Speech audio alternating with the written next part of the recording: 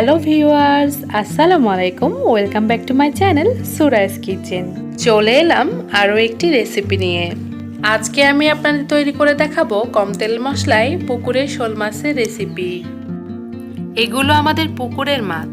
ওরা মনের আনন্দে লাফালাফি করছে, বুঝতেই পারছে না কিছুক্ষণ পর ওদের সাথে কি হতে চলেছে।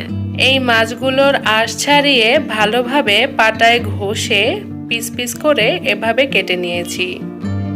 এবার একটি প্যানে বেশ কিছুটা তেল দিয়ে দেব এবং তেল গরম হয়ে গেলে তাতে 1.5 কাপ পরিমাণ পেঁয়াজ দিয়ে দেব। হালকা ব্রাউন কালার হয়ে যাওয়া পর্যন্ত পেঁয়াজগুলো অনবরত নাড়তে থাকবো।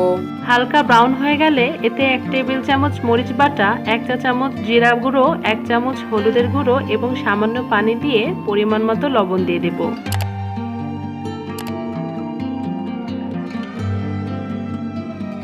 এবার বেশ কিছু সময় নিয়ে মশলাগুলোকে খুব ভালোভাবে কষিয়ে নেব। মশলাগুলো থেকে যখন তেল উঠে যাবে তখন আমরা মাছগুলো দিয়ে দেব।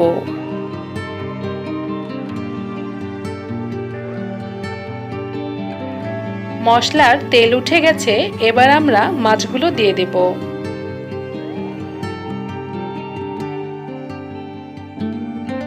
বেশ কিছু সময় নিয়ে মাছগুলোকে খুব ভালোভাবে কষিয়ে নেব।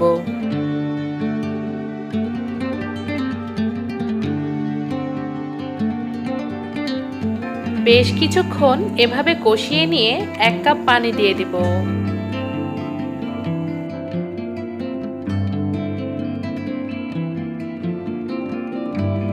দশ মিনিটের জন্য ঢাকনা দিয়ে দেব।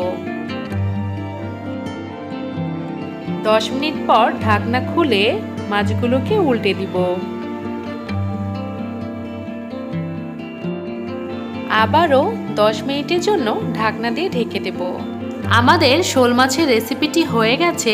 এবার গ্যাস অফ করে ঢাকনা দিয়ে 5 মিনিটের জন্য আবারও ঢেকে দেব। 5 মিনিট পর দেখতেই পাচ্ছেন মাছে তেল উঠে গেছে। এবার 4-5টা কাঁচামরিচ মাঝখানে চিড়ে দিয়ে দেব।